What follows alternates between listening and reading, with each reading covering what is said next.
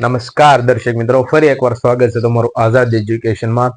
તો આપણે આજના સેશનમાં જોવાનું છે કે ભાઈ ફિક્સ પેના જે કર્મચારીઓ છે તેના માટે શું સારા સમાચાર આવશે કે નહીં।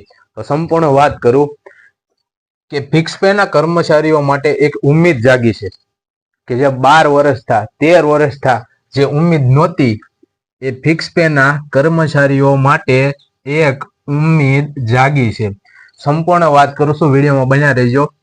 કે 13 વર્ષથી સુપ્રીમ કોર્ટમાં લટકતો ફિક્સ પેનો કેસ, કેટલા 13 વર્ષથી છે એક ફિક્સ પેને લઈને એક કેસ ચાલતો હતો જે 13 વર્ષથી લટકે છે અને ગુજરાતના લાખો ફિક્સ પે કર્મચારીઓના ભવિષ્યનો સૌથી મહત્વપૂર્ણ કેસ।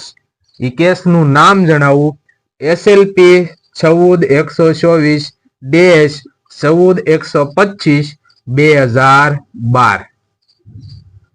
2012 ની અંદર ફિક્સ પેના કર્મચારીઓ માટે એક કેસ થયેલો જે 13 વર્ષથી લટકે છે।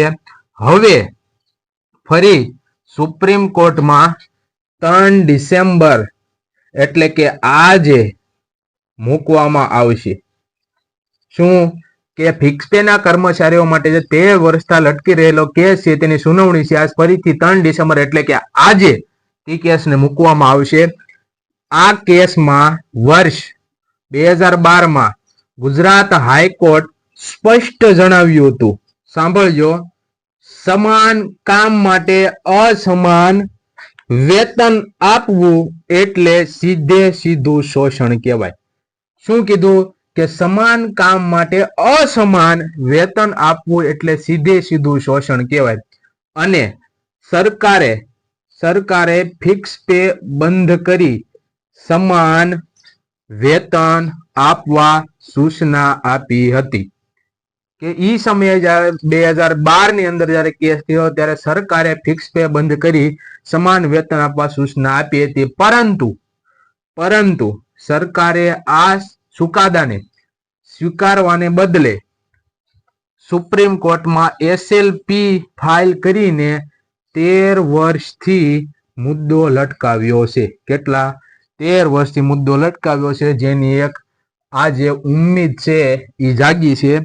વાત કરું કે ગુજરાત સરકાર સુપ્રીમ કોર્ટમાં, જે આપણી ગુજરાત સરકાર છે તેમણે સુપ્રીમ કોર્ટમાં 13 વર્ષ પછી પોતાના તરફથી રજૂઆત કરવા માટે એટર્ની જનરલ, સાંભળજો, એટર્ની જનરલ ઓફ ઇન્ડિયા તથા એડિશનલ એડવોકેટ જનરલ મનીષાબેન AL શાહ, કોણ?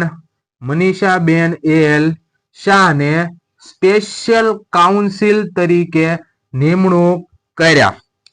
આ કેસ કોને નિમણૂક કર્યા છે? મનીષાબેન AL શાહને, જે આજે છે 3 ડિસેમ્બરના રોજ જે કેસ છે મૂકવામાં આવ્યો છે સુપ્રીમ કોર્ટમાં, તે કોણ લડવાના છે? મનીષાબેન AL શાહ। આ કેસ માત્ર કાયદાનો મુદ્દો નથી, હજારો પરિવારના ભવિષ્યનો સવાલ છે। આજે 3 ડિસેમ્બર છે, આજે શું સુનાવણી આવે છે આપણે છે આના વિશે આગળ વિડીયો બનાવશું। અત્યાર સુધી તમે વિડીયો બન્યા રહ્યા છો તો વિડીયોને શેર કરો, વિડીયોને લાઈક કરો અને અમારી ચેનલને સબસ્ક્રાઈબ કરો। આગળ આપણે આવા વિડીયો